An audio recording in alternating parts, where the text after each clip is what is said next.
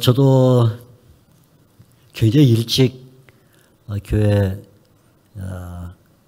일을 시작해서 23살 막 넘어갈 때부터 전도사가 돼서 한 50년 가까운 시절을 교회를 섬기고 주님을 섬깁니다. 우리 박병환 목사님도 정말 귀한 세월을 하나님께 영광 돌리는데 사용을 했죠.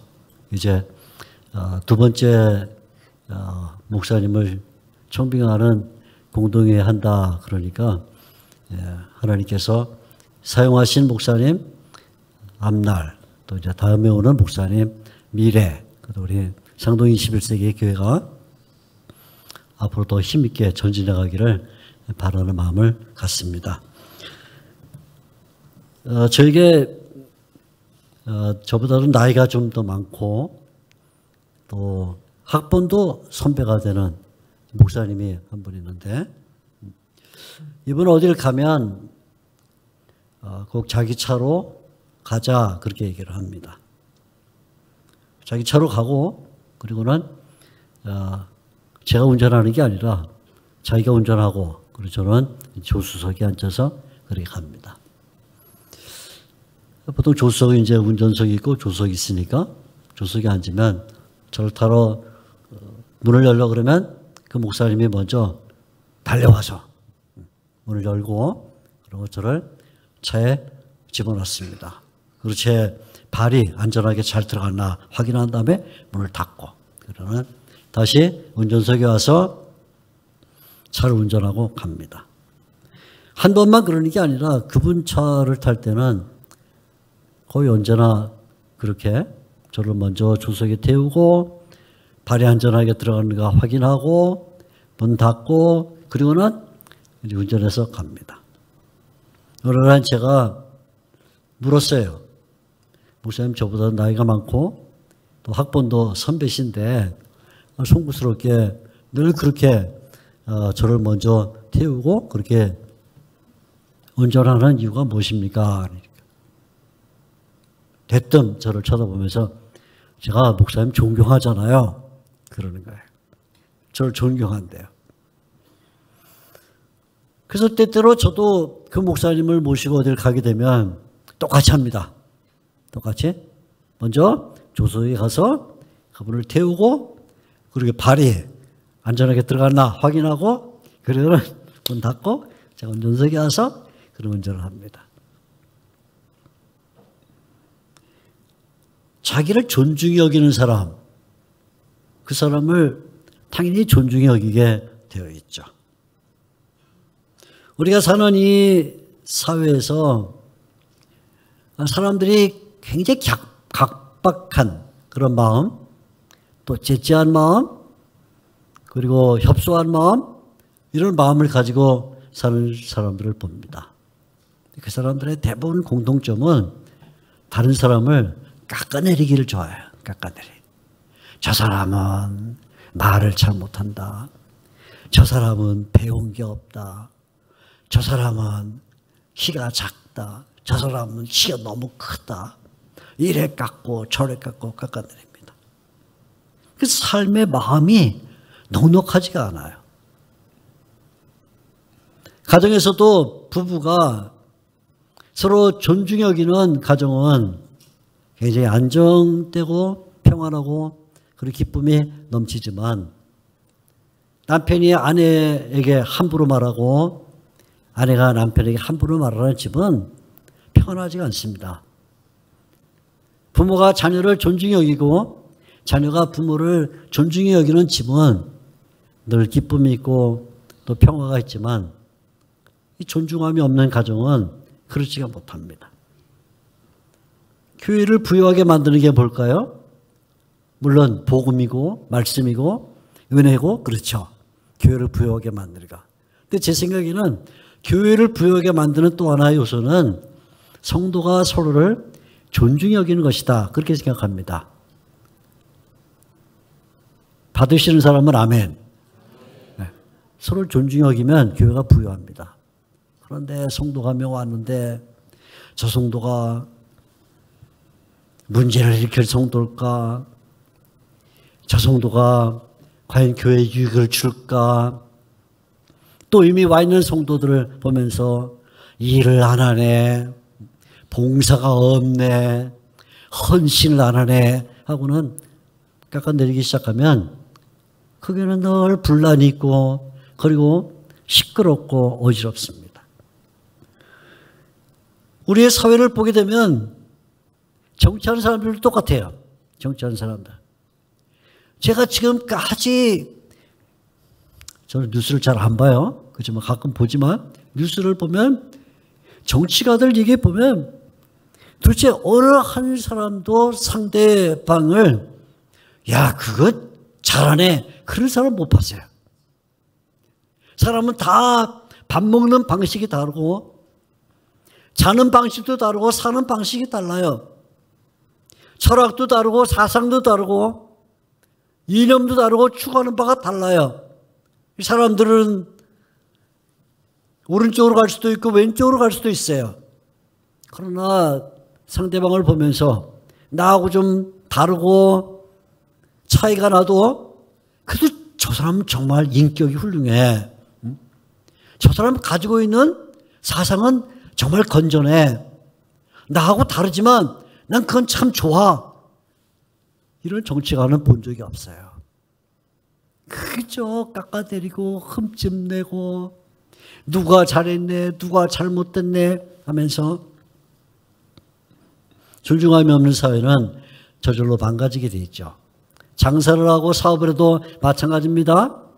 자기에게 찾아온 손님이나 아니면 사업 파트너를 존중히 여기는 사람은 그 사업과 장사가 잘 되지만 그 사람의 문제점, 그 사람의 단점, 약점을 찾아내서 자꾸 긁어대면 그 사업과 장사가 잘 될 수가 없습니다. 우리가 살고 있는 이 사회에서 상호 존중이라는 것은 굉장히 중요한데 이 상호 존중은 사람과 사람 사이에서만 중요한 것이 아니라 하나님과 성도의 관계에서도 대단히 중요합니다. 오늘 우리가 막 읽은 사무엘상 첫 부분은 바로 이 문제를 우리에게 건들고 있습니다. 하나님을 존중해야 하는가? 하나님을 존중히 여기는가? 아니면 하나님을 멸시하는가? 이 구약의 한 사건을 통해서 하나님과 성도 사이에 어떻게 존중의 관계가 이루어질 것인가 하는 것을 보여주는데 두 사람이 등장합니다. 한 사람은 나이가 거의 100세 가까운 98세의 엘리 제사장. 100세, 100세, 98세. 오늘날도 장례식장 가서 문상하면서 98세 살았다 그러면 어이구 오래 사셨네 이러죠. 그죠? 근데 지금 사무엘 시대는 우리보다 거의 3000년 전 시대예요. 그때 98살 살았다. 아마 우리 시대로 하면 한 200살 산 것 같은 그런 장수한 사람인데 엘리 98세.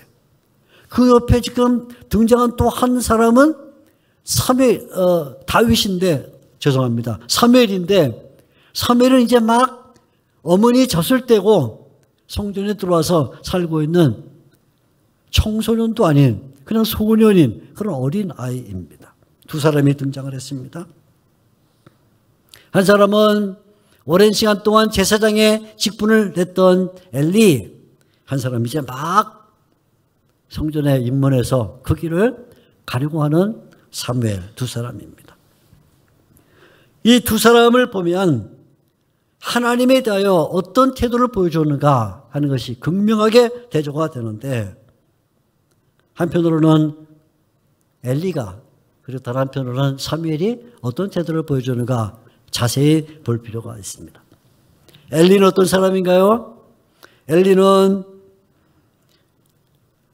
98세의 나이 많은 노련한 제사장입니다. 그런데요, 이 사무엘 상서가 엘리가 제사장 일을 하고 있을 때 그 영적 모습을 이렇게 설명을 합니다.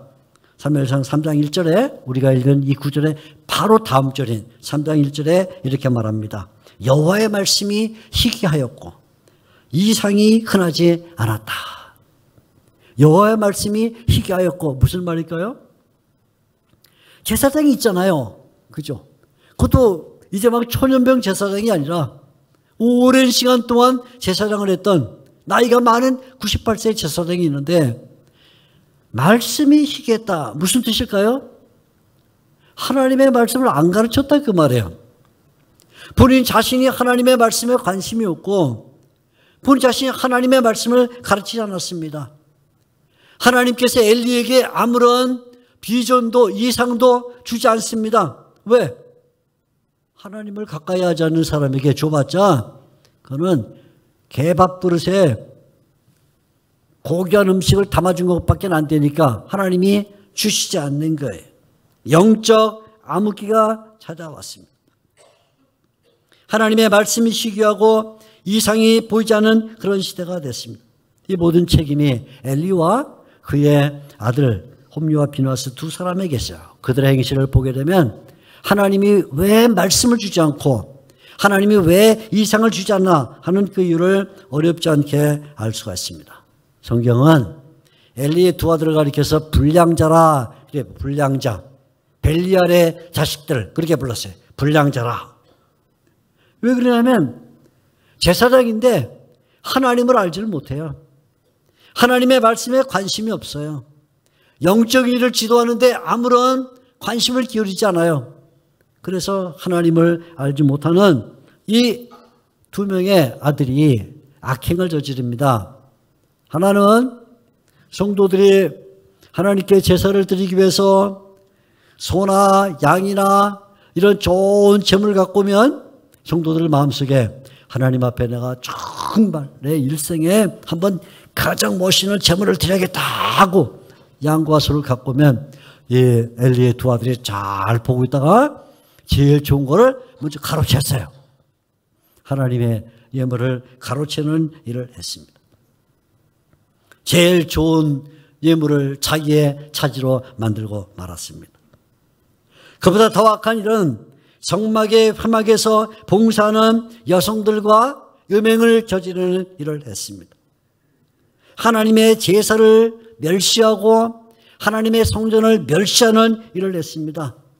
하나님께서 이런 행위를 볼 때 말씀하십니다. 그것은 그냥 재물을 멸시하고 성막을 멸시한 게 아니라 그는 나를 멸시한 거다. 하나님을 멸시한 거다. 하나님을 멸시한 거다. 놀라운 것은 엘리 제사장이 이런 두 아들의 악행을 보면서 그에 대해서 별말을 안 했다는 거예요. 별말을. 한번 추정을 해볼까요? 엘리 제사장이 98세면 그 아들 몇 살쯤 될까요? 50살에만 나도 48살이에요. 그죠? 말귀를 못 알아들을 나이가 아니에요. 어린아이가 아닙니다. 젖먹이가 아닙니다. 앉혀놓고 합리적으로 이성적으로 영적으로 말씀을 가지고 단단하게 야단을 쳐서 너희들이 지금 제사장으로 어떻게 하나님의 성전을 짓밟고 하나님의 예물을 짓밟으면서 이런 악행을 하냐 하고 야단칠 수 있고 알아들을 나이인데 엘리 제사장이 말 안 했어요. 그래 묵인합니다. 간단히 그죠 뭐 그러면 안 되지 이 정도로 지나가고 말합니다. 하나님께서 사람을 보냅니다. 그래서 엘리와 그의 가정에 하나님의 말씀을 선포합니다. 29절에 보면 이렇게 말을 했어요. 너희는 어찌하여 내가 내 처소에서 명령한 내 재물과 예물을 밟으며 뭐라 그래요? 밟았다는 거예요. 발로. 내 재물과 예물을 밟으며 그 다음 말이 무서운 말입니다. 네 아들들을 나보다 중하게 여겨서 그렇게 말했어요. 하나님이. 네 아들들을 나보다 중하게 여겨서. 우리 신앙생활하는 우리들이 혹시 마음속에 하나님보다 더 중요한 무엇인가 있지 않습니까? 하나님보다 더 중요한 무엇? 자식, 재물, 아니면 명예, 교회에서 받은 신분, 직위, 아니면 세상에서 일궈놓은 뭔가 사업과 어떤 공적들, 그것들을 내가 뺏길 수 없어. 내가 하나님보다 이게 더 중요해 라고 생각하면서 말로야 하나님을 사랑하고 아멘 할렐루야 자랑하고 찬양을 하고 하지만 그럼 우리의 마음 깊은 곳에 하나님보다 더 중요한 무언가가 있기 때문에 그걸 놓치지 못하고 때때로 하나님은 옆으로 제껴놓고 그것을 더 중요하게 여기는 그런 것들이 있지 않습니까? 엘리 제사장이 그랬어요. 제사장이요 오랜 시간 동안 하나님의 성전에서 봉사하고 주님을 섬겼지만 그러나 자식이 더 중요했어요. 하나님이 말씀하시죠. 네 아들들을 나보다 중하게 여기냐. 그래 말이죠. 네 아들들을 나보다 중하게 여기냐. 하나님의 엘리의 집에 무서운 말씀을 주시죠. 뭐라고 말합니까? 나를 멸시한 자를 내가 멸시하리라. 오늘 우리가 막 읽은 본문 30절 끝부분에 나오는 말씀입니다. 그렇게 말하죠. 나를 멸시하는 자를 내가 경멸하리라. 그리고 하나님이 심판의 말씀을 줘요. 너희 집에서 노인이 없을 것이다. 노인이 없을 것이다. 노인. 어떻게 생각하면 좋죠? 노인이 없으면 어떻게 좋아요? 방 하나 안 줘도 되고 치매 걸리니까 걱정 안 해도 되고 요양원에 안 보내도 되니까 돈도 세이브가 되고 그죠? 노인이 없으니까 야 좋다. 이 말씀은요. 노인이 없으니까 너희 참 행복하겠다 그 말이 아니라 노인이 없단 말은 너희 가정에 장수하는 사람이 없을 것이다 그 말이에요. 앞으로 장수하는 사람이 없을 것이다. 모두가 다 젊어서 죽을 것이다. 너희 대가 끊어질 것이다. 하나님이 하나님을 멸시하는 이 엘리 집에 엄청난 파멸이 올 것이라고 말씀을 주셨습니다. 하나님을 멸시하는 자들의 종말이 얼마나 무서운가를 보여줍니다. 그런데 이렇게 짙은 어둠, 정말 별빛 하나 없는 캄캄한 영적 어둠 가운데 마치 어디선가 누가 성냥불 하나 킨 것처럼 저 멀리서 반짝거리는 빛 하나 등장을 했습니다. 사무엘이에요. 사무엘. 어린아이 사무엘이 등장을 했습니다. 이 엘리와 엘리의 아들들이 악행을 저지르는 그 내용 가운데 사무엘상 1장 2장을 읽어보면 후렴구처럼 나오는 구절이 있습니다. 무슨 구절이냐면 아이 사무엘이 여호와를 섬겼더라. 그 말이 나옵니다. 엘리가 이런 잘못을 저질렀다. 그런데 아이 사무엘은 여호와를 섬겼더라. 엘리의 두 아들이 이런 잘못을 저질렀다. 그런데 아이 사무엘은 여호와를 섬겼더라. 엘리의 두 아들이 물건을 빼먹고 있다. 그런데 아이 사무엘은 여호와를 섬겼더라. 후렴구처럼 작은 성냥불 하나 켜고 꺼지고 하나 켜고 꺼지듯이 등장하는 말씀입니다. 하나님에 대하여 엘리의 아들들과 사무엘이 가졌던 태도가 아주 완벽하게 대조가 됩니다. 그들은 여호와의 제사를 멸시했어요. 성전을 멸시했습니다. 하나님을 멸시했습니다. 그런데 아이 사무엘은 하나님을 섬겼어요. 이 두 대조를 보면요. 기가 막혀요. 지금 말씀드린 것처럼 엘리는 98세예요. 98세라는 말은 이제 인생을 다 살고 그냥 잎사귀 하나만 떨어져도 아 어떻게 되겠구나. 풀벌레 하나 울면 어떻게 되겠구나 알 정도의 그런 정말 산전수전을 다 겪은 나이 노련하기 짝이 없는 그런 제사장이죠. 사무엘 어떤가요? 사무엘은 제사장이 아직 아니에요. 이제 막 성전에 입문해서 그 길을 가야 되는 사람이에요. 초년병입니다. 연습생입니다. 숙련하는 사람에 지나지 않습니다. 그런데 이 어린아이 사무엘이 얼마나 미숙하냐면 하나님께서 어느 날 성전에서 사무엘을 부르죠. 사무엘아 불렀을 때 그게 하나님의 음성인지도 몰라요. 얼마나 미숙한지. 아마 엘리 같았으면 옆에 먼지 하나 떨어져도 하나님이 부르신가 보다 이렇게 알 정도죠. 이런 대조예요. 엘리는 오랜 시간 동안 주님을 섬긴 사람이고 사무엘은 이제 막 성전에 들어와 사는 사람인데 이 두 사람이 보여준 태도를 보면 완전히 다릅니다. 엘리는 자기 방에 들어가서 침대를 깔고 그 좋은 침구에 잠을 잡니다. 그 시간에 엘리의 두 아들은 성전 어디 구석에선가 여성들을 만나 희덕거리며 놀고 있습니다. 그런데요, 그때 이 아이 사무엘은 뭐 했습니까? 아이 사무엘은 성전에서 잠을 잤어요. 성전에서. 성전 안에 침대가 있겠습니까?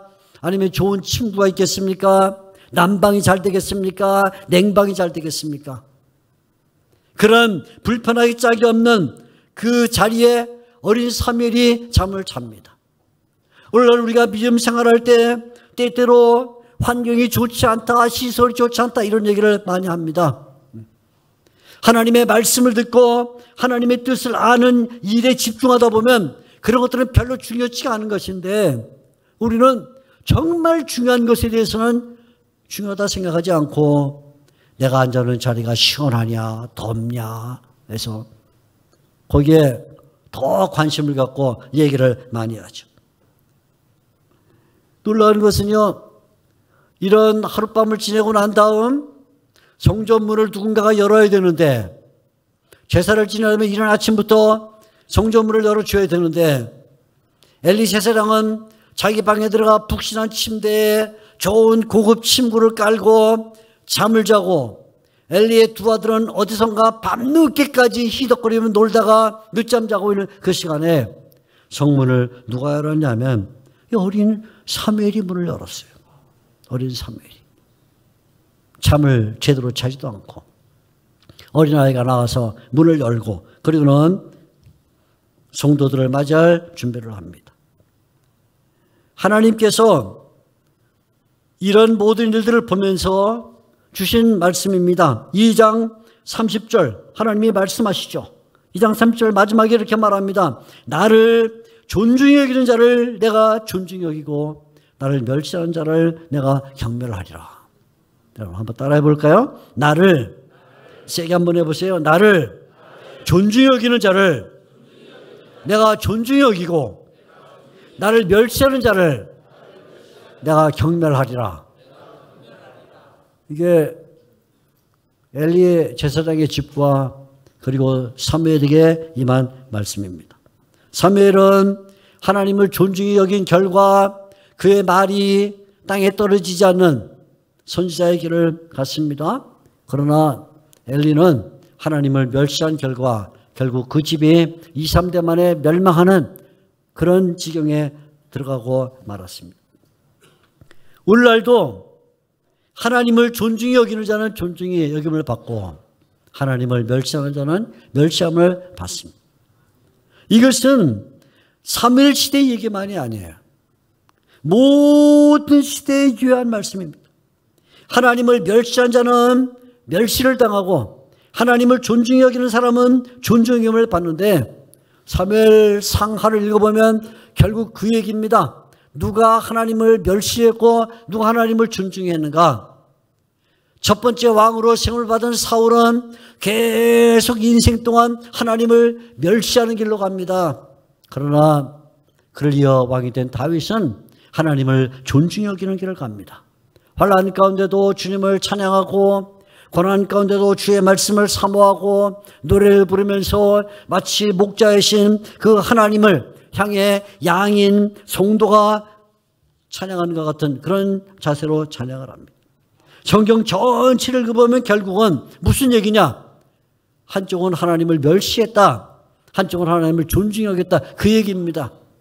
성경의 모든 얘기를 다 틀어놓고 나면 존중한 사람, 멸시한 사람 두 얘기예요. 오늘 우리가 살고 있는 이 역사의 인류의 문제입니다. 우리의 문제입니다. 오늘날 우리가 사회와 교회에서 회복해야 될 단어가 있다면 그건 다른 단어가 아니라 존중이라는 단어입니다. 존중.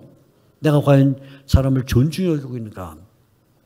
나와 함께 믿음 생활하는 성도들, 나와 함께 한 가정에서 살고 있는 사람들, 나와 함께 사업을 하고 있는 사람들, 장사를 하는 사람들, 길을 걷는 사람들, 아니면 함께 전철을 탄 사람들, 이런 사람들을 내가 존중히 여기고 있는가? 존중이 오늘날 우리 인류의 문제예요.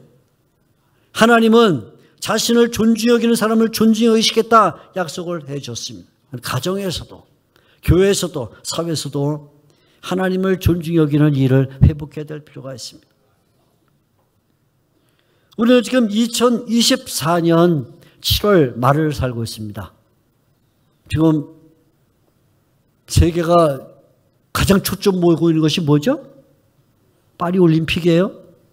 그죠? 지난 금요일 저녁에 거기 시간으로 개회를 해서 지금 이제 막 개회를 했는데 모든 방송과 모든 사람들이 관심을 갖고 수억 명이 다 관전을 하면서 관심을 갖습니다.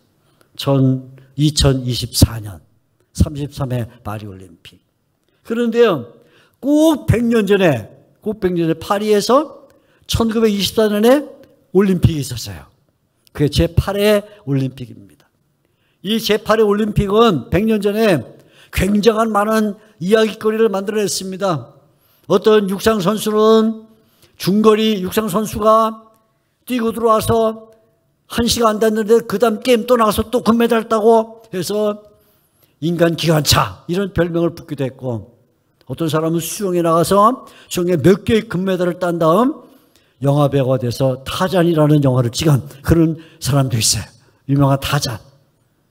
굉장히 많은 이야기를 냈는데, 그런 이야기 가운데 한 사람 우리가 알아야 될 사람이 있는데, 그 사람은 스코틀랜드 사람 에릭 리들이라는 사람입니다. 그 아버지가 중국 천진의 선교사였습니다. 그래서 이 에릭 리들도 중국 천진에서 태어났습니다. 아버지한테 교육을 받았습니다. 말씀을 받았습니다. 그리고는 늘 마음속에 배운 것이 있습니다. 주일에는 하나님을 예배해야 된다. 주일에 가장 중요한 일은 하나님을 예배하는 것이다. 그런데 이 리들이 달리기를 너무 잘해요. 달리기를. 그래서 어린 시절에도 달리기 하면 1등, 청년 시절에도 1등, 대학 들어가도 1등. 그래서 이 친구는 1등을 안 해본 적이 없어요. 100m 달리기. 그래서 파리올림픽이 다가오면서 영국에서 대표 선수로 뽑혔습니다. 전 세계 사람들이 이번 올림픽의 100m 달리기의 금메달은 에릭 리들이 가져갈 것이다 라고 말했습니다. 다 관심을 모았습니다.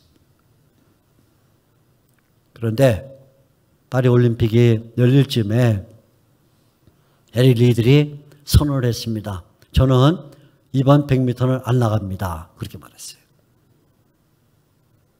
세상에, 영국이 금메달 하나 가져와야 되는데, 그죠? 100m와 마라톤은 올림픽의 꽃인데 그걸 안 나간다니 무슨 말이지? 왜 안 나가냐면 에릭 리들이 출전해야 되는 이 100m 달리기에 예선전이 주일날 열렸어요. 주일날 열렸는데 에릭이 생각했죠. 나는 어릴 때부터 주일을 지켰고, 어릴 때부터 주일에 예배를 드렸고, 성도들과 교제를 나누고, 어릴 때부터 주일을 온종일 하나님을 찬양하고 하나님께 예배하고 하나님의 말씀을 들으며 사는 인생을 살았는데, 내가 100m에 나가서 금메달을 따는 게 무슨 의미가 있나? 오늘도 이렇게 생각할 수 있죠? 그래, 주일 한 번만 어기지 뭐, 한 번. 까짓건 뭐 내 일생 한 번만 어기고, 대신에 내가 금메달 나가서 100m 나가서 금메달을 따고 전 세계 사람들이 인터뷰할 때 써갖고 내가 이번에 금메달을 따게 돼서 하나님께 영광을 돌립니다. 그럼 전 세계 사람들이 인터뷰하면서 야, 이 복음을 받겠구나 우리 생각할 수 있죠? 과연 그럴까요? 멋있죠? 화려하고 영스럽죠? 100m에 금메달을 딴 다음에 인터뷰에서 하나님께 영광을 돌리면 얼마나 자랑스러워요. 그런데 에릭은 그렇게 생각하지 않았어요. 그보다 중요한 것은 내가 주일날 작은 교회 나가서 성도들과 함께 예배드리는 것이 더 중요하다. 주일에 돈을 벌고, 주일에 사업을 하고, 주일에 공을 차고, 주일에 즐거움을 갖고, 주일에 나를 만끽하는 것보다 내가 비록 금메달 올림픽에 가져가지 못해도 주일날 그 작은 교회 가서 하나님께 예배하고 성도와 교제를 하는 것이 우선이다. 포기했습니다. 사방에서 엄청난 비난을 받았죠. 올림픽에 출전했어요. 주종목이 아닌 200m와 그래서 400m에서 출전을 했습니다. 그런데 놀랍게도 200m에 나가서 동메달을 땄어요. 그리고 400m, 100m 달리기 선수가 400m 나가는 것은 연습도 없이 그건 죽음의 길인데 나가기로 했습니다. 경기장으로 나가는 날 전속 안마사가 에릭 리들에게 조그만 종이를 하나 접어서 손에 쥐어줬습니다. 에릭, 경기장에 들어가면 읽어보아 하고 줬습니다. 경기장에 들어가서 그 종이를 열어보니까 이렇게 써 있어요.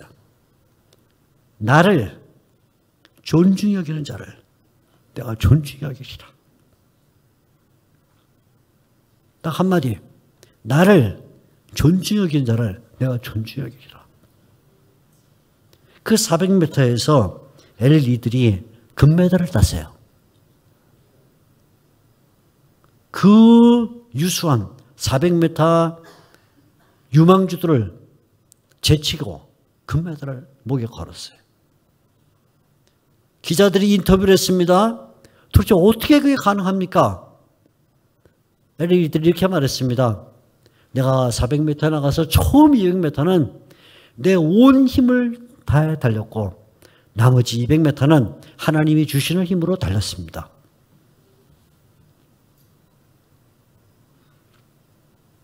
더 놀라운 것은요. 그렇게 올림픽이 끝나고 나서 바로 중국 천진으로 선교사 길을 갔다는 거예요. 수많은 사람들이 유혹을 했죠. 금메달리스트에게. 그러죠? 그런데 아무 생각 없이, 아무 생각 없는 건 아니겠죠. 분명한 목적을 가지고 아버지가 사역했던 중국으로 가서 엘리들은 결국 일본군 포로 수용소에서 사망을 했습니다.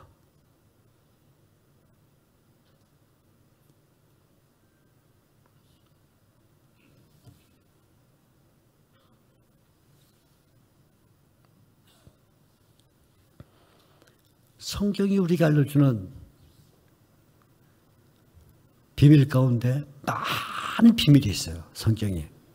하늘의 세계를 열어서 많은 걸 알려주지만 우리에게 알려주는 아주 간단한 진리 가운데 하나는 하나님을 존중히 여기는 자는 하나님의 존중히 여김을 받는다는 것입니다.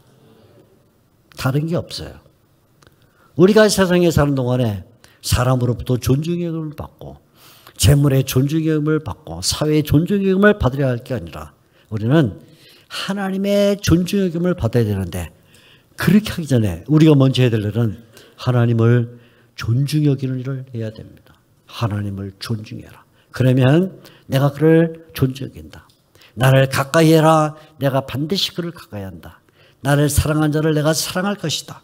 나를 아는 자를 내가 알 것이다. 그게 성경이 우리에게 들려주는 메시지입니다. 우리는 이 시대에 존중이라는 이 단어를 회복해야 돼요. 존중.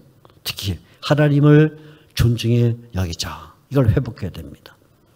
오늘도 우리에게 귀한 말씀을 주신 하나님께 영광과 찬송을 돌립니다.